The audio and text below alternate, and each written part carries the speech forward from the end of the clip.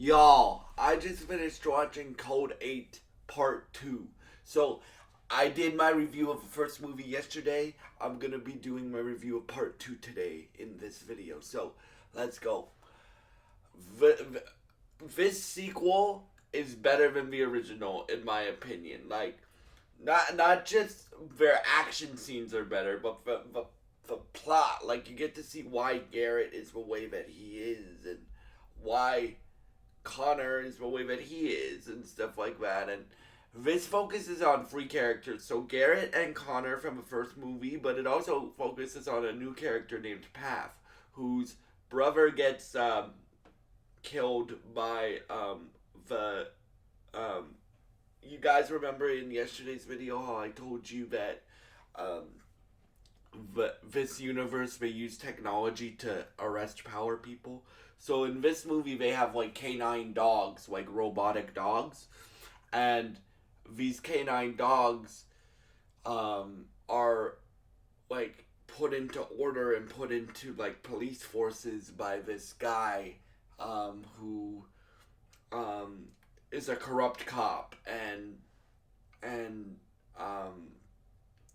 made a deal with Garrett to continue making Psych, but in a safer way than before. Because how they used to make Psych was um, they used to get it from powered people's spinal fluid in this universe, in the Code 8 universe. But Garrett wants to find a better way.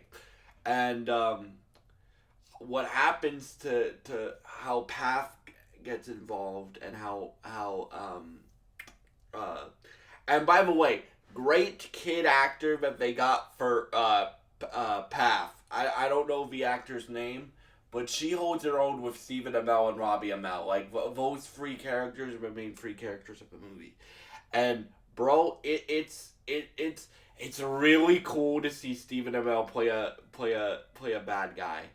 Like I'll just like, cause he's a bad guy, but he's also a good guy at the same time. Like more of an anti-hero, right? Because if you followed Stephen Amell's career, Arrow onward, he played Green Arrow. Then he played Heels, which he's a hero in that. Then he's done a few other things.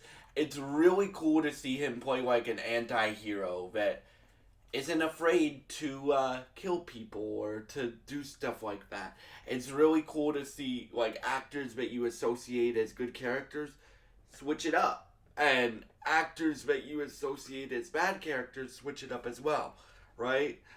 So that's really cool to me, right? Um, and Garrett kind of has a redemption arc at the end of the movie, because he saves like basically past power is to like interface with technology and to control technology. So the um and the budget for this movie got upgraded a lot. Shout out to Netflix for seeing potential in this franchise. And I really hope, please, Robbie and Stephen Amell and whoever produces and directs this movie, please give us Code 8 Part 3 or a TV series or something in this universe, because I love this universe. Like, if you guys haven't seen either one of the Code 8 movies, they're on Netflix. I strongly recommend you watch both of them. If you like, well, if you like superhero movies with a twist like that, because bro, and this one, like, I'm very interested to see where they end off, where they could go for a part 3, because basically it shows Connor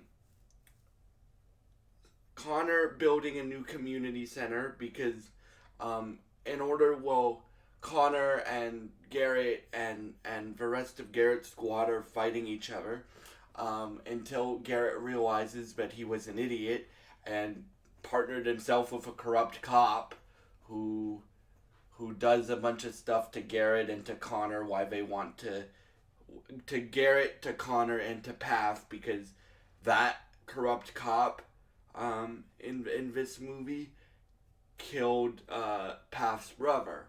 So um, third act of a movie is them getting uh, the corrupt cops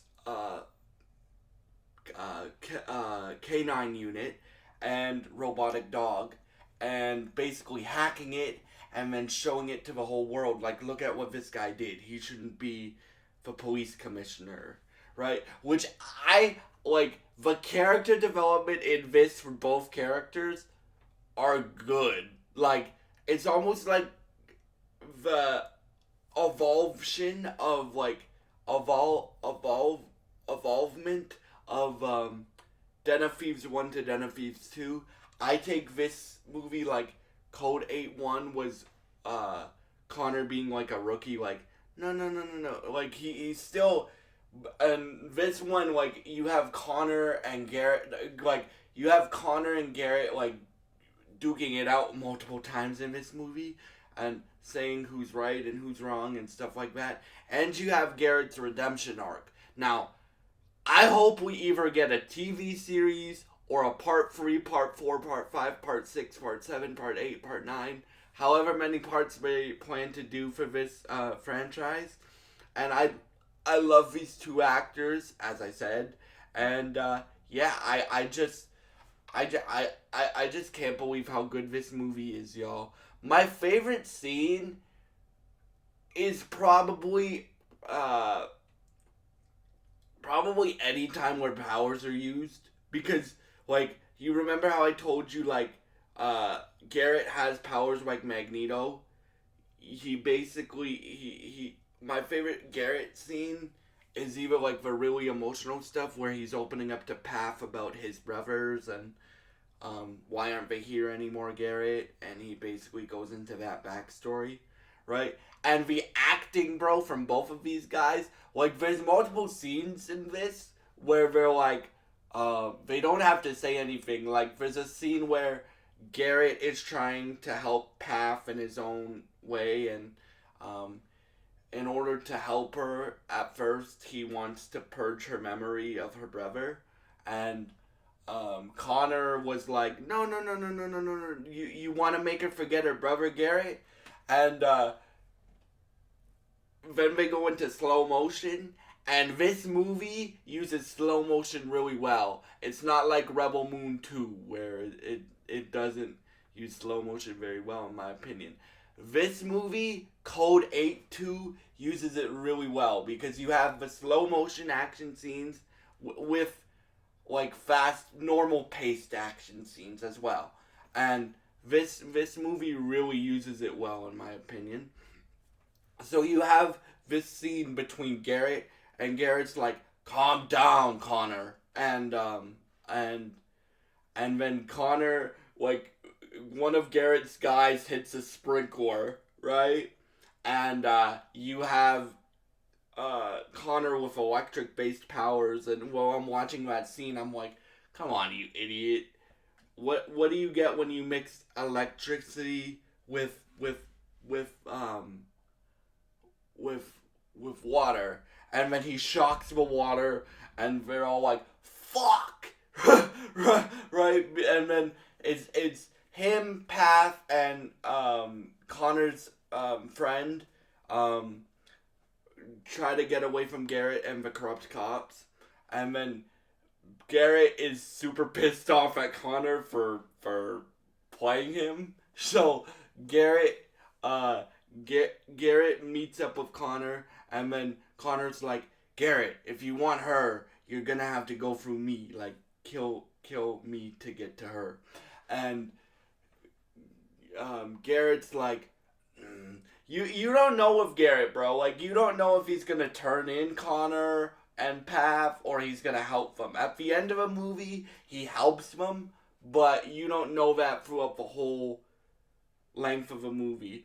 And bro, again, I'm hoping for a part 3 or a TV series or whatever Stephen Amell and Robbie Amell decide to do with this movie, right? Or this franchise.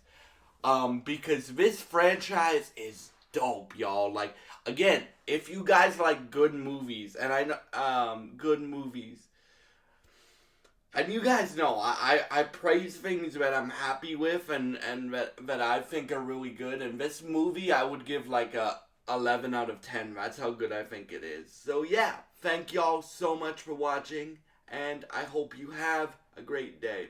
And if you have seen Code 8 Part 2, leave your thoughts on the movie in the comments below. Thank you so much for watching. And I hope you have a great day. Thank you.